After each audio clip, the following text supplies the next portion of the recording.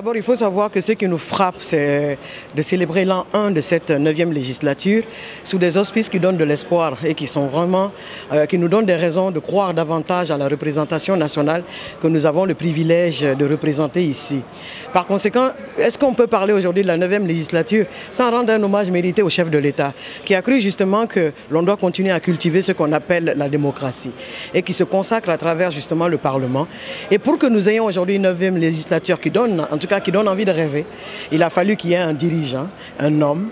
Je pense au président Amadou Damaro Camara, qui aujourd'hui impulse à travers son dynamisme personnel cette manière de faire les choses de manière participative et qui vraiment met en valeur les entités dans sa composante que vous pouvez imaginer, jeunes, femmes et bien entendu les personnes du troisième âge, qui contribuent à ce que nous ayons une vitalité nécessaire à la conduite des dossiers, des lois à voter et bien entendu à créer un creuset où l'on apprend et on apporte.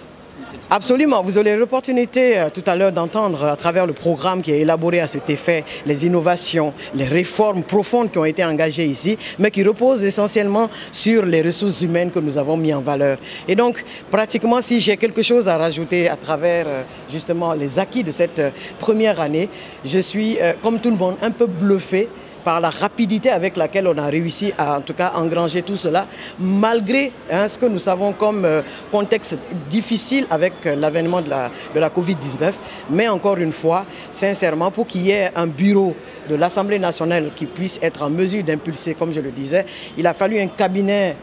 de haut niveau autour du président de l'Assemblée, mais bien entendu, l'adhésion et la collaboration sincère des 114 députés de cette Assemblée nationale, en dépit